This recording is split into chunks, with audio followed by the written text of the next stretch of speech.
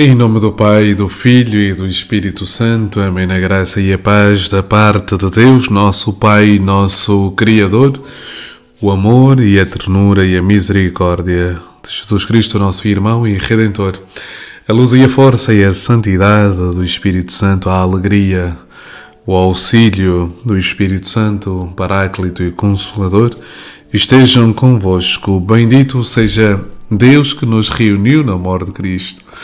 Caríssimos irmãos e irmãs, sejam todos muito bem-vindos ao programa Palavra para o Teu Dia da Comunidade Lux Divina. Aí onde está, na circunstância concreta do seu dia, na sua história cotidiana, ore conosco ao Deus da vida, ao Senhor que dá sentido à nossa existência. Ele que é o nosso auxílio, Ele que é a nossa vida, Ele que é o alimento para a nossa alma. Oremos. Ó Jesus vivente em Maria, vindo viver e reinar em nós, consagra-nos hoje e sempre a sabedoria, para vivermos só para vós, vós que viveis e reinais com o Pai, na unidade do Espírito Santo, por todos os séculos dos séculos. Amém. Caríssimos irmãos e irmãs, o Evangelho deste dia é extraído de São Marcos, capítulo 9, versículos de 30 a 37. Naquele tempo, partindo dali, atravessaram a Galileia, e Jesus não queria que ninguém o soubesse, porque ia instruindo os seus discípulos e dizia-lhes: O Filho do Homem vai ser entregue nas mãos dos homens que o hão de matar, mas 3 dias depois de ser morto, ressuscitará. Eles, porém, não compreendiam semelhante linguagem e tinham receio de o interrogar. Chegaram a Cafarnaum e, quando estavam em casa, Jesus perguntou-lhes: Que discutias pelo caminho? Ficaram em silêncio, porque tinham discutido uns com os outros sobre qual deles era o maior. Sentando-se, chamou os 12 e disse-lhes: Se alguém quiser ser o primeiro, há de ser o último de todos e o servo de todos. E tomando o menino, colocou-o no meio deles, abraçou-o e disse-lhes: Quem receber um destes pequeninos em meu nome, é a mim que recebe, e quem me receber, não me recebe a mim, mas aquele que me enviou. Palavra da salvação, glória a vós, Senhor, por este santo Evangelho. Perdoai-nos, Senhor. A alegria do Senhor é a nossa força, e a alegria do Senhor é realmente a nossa força em todas as circunstâncias da nossa vida, na realidade de cada um. Em Deus encontramos força, em Deus encontramos motivo para superarmos os obstáculos, as barreiras e as trevas da vida que muitas vezes nos querem falar.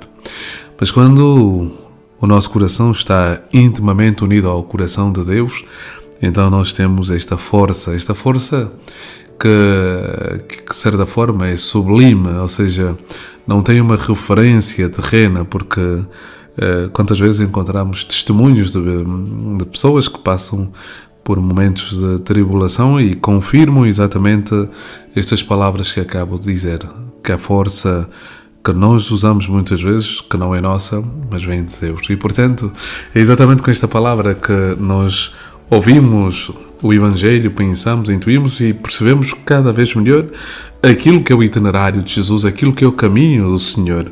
Portanto, Jesus anuncia pela segunda vez aos seus apóstolos, aos discípulos, aquilo que vai acontecer, aquilo que iria acontecer em Jerusalém, ou seja, o fim trágico do ponto de vista humano de Jesus, aquilo que representa, de certa forma, a capacidade do homem de ser realmente cruel, mas ao mesmo tempo revela também a capacidade de amar. Ou seja, se por um lado, através do comportamento de Jesus, através da atitude de Jesus, nós percebemos que o homem é capaz de amar e é capaz de amor porque foi criado à imagem e semelhança do próprio Deus. Por outro lado, pela perversão do coração humano, o homem também é capaz das coisas mais hediondas, mais vil. Portanto, olhando para este momento trágico da vida de Jesus, é impressionante ao mesmo tempo a confiança que ele deposita nas mãos do Pai, nas mãos de Deus. Em momento algum, Jesus desespera. Pelo contrário, embora não vá para a morte, não vá para a cruz de ânimo leve, mas vai confiante de que aquele que que fez a promessa que é o Pai, é fiel. E, portanto, se Deus é fiel, não há motivo para desesperar, há apenas motivo para confiar, mesmo nas nossas lutas, mesmo nas nossas tribulações.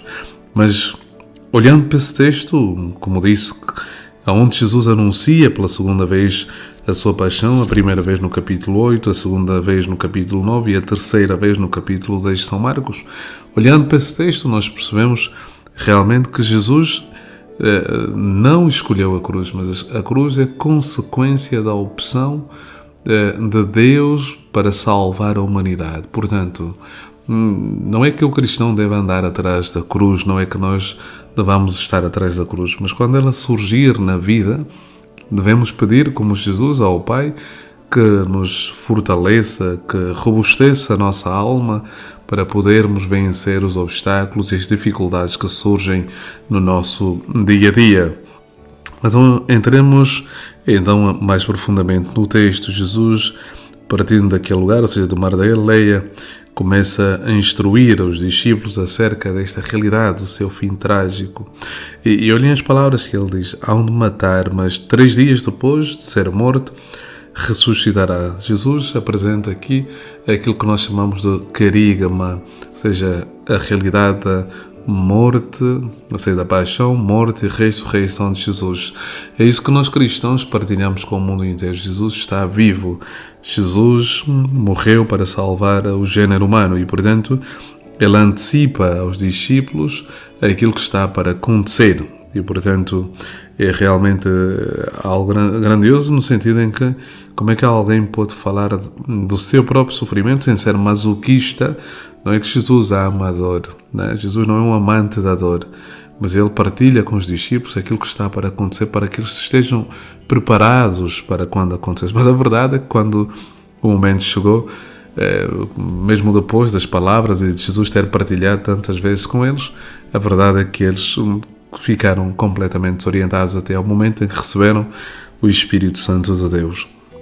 Mas olhando ainda para esse texto, e é verdade, eles não compreendiam, como disse. A segunda parte do texto que acabamos de ouvir, e para terminar, Jesus percebe que os discípulos, primeiro, não compreenderam, e segundo, que havia qualquer animosidade, ou seja, alguma contenda, alguma discussão, qualquer coisa que não estava bem. E chegando em casa, Jesus, em casa, como sempre, como um lugar íntimo, um lugar onde se podem partilhar as coisas mais íntimas, Jesus pergunta então aos discípulos: que discutias pelo caminho? Ou seja, é uma pergunta retórica. Jesus sabia profundamente de que é que eles discutiam. Era a questão da grandeza, de quem seria o maior. Caro irmão e cara irmã, ainda continuamos neste registro da grandeza, da prepotência, da arrogância, de lugares, de títulos, de honras, mas isso revela realmente que ainda não atingimos o patamar daquilo que é o caminho de Jesus. Quem quiser ser o primeiro, que se faça o último. Quem quiser ser o primeiro, que se faça o servidor de todos. E atenção, aqui é mesmo no sentido literal que devemos tomar esta palavra de Jesus. Ou seja, a humildade é o caminho que conduz a Deus e ela contrapõe a soberba, né? Ou seja, contra a soberba, a humildade. Já nos dizia o Catecismo de São Pio X e toda a doutrina da Igreja, olhando para a vida de São Bento, olhando para a vida de São Luís Maria de Montfort, olhando para a vida de São Padre Pio, olhando para Santa Rita, para Santa Catarina de Sena, olhando para Santa Isabel da Trindade, olhando para os santos, nós percebemos que a humildade é aquilo que torna o coração do cristão mais semelhante ao coração do próprio Deus. Portanto, neste dia, descubra se realmente o teu coração está revestido desta humildade. E se assim não for, é um convite que faço, ou seja, peça ao Senhor a graça da humildade, da simplicidade. Peça ao Senhor que o seu coração seja manso e humilde como o coração de Jesus. São Mateus capítulo 11, Jesus diz: aprendei de mim que sou manso e humilde de coração. Portanto, é fundamental ser discípulo de Jesus, é assumir na própria vida esta simplicidade, esta humildade. Nos dias de hoje todos procuramos grandezas, todos procuramos honras, todos procuramos títulos e todos procuramos ser alguém. Mas o ser verdadeiramente alguém é ser um ser simples e carregando apenas no coração esta capacidade de amar a maneira de Deus, imitando Jesus Cristo e Nossa Senhora. Pensem, como não recorrer ao Catecismo da Igreja Católica, que cita certamente Santo Agostinho, cito de memória, que diz que aquilo que faltou em Eva, Maria tinha em excesso. Maria tinha em excesso a humildade e Eva faltava esta realidade no coração e na vida de Eva. Portanto, ânimo, coragem, deixa a soberba, deixa os títulos, deixa a arrogância, deixa o carreirismo, deixa a presunção, que nada disso preenche verdadeiramente o coração humano e leva à felicidade. É apenas temporário e há coisas mais importantes e mais urgentes. Ama, como diz Santo Agostinho, ama e procura somente amar. O Senhor esteja convosco, Ele está no meio de nós, por intercessão da bem-aventurada Virgem Maria, Mãe da humildade, e de São José, seu castíssimo esposo. Abençoe-vos Deus Todo-Poderoso, o Pai, o Filho e o Espírito Santo. A alegria do Senhor é a nossa força. Amém.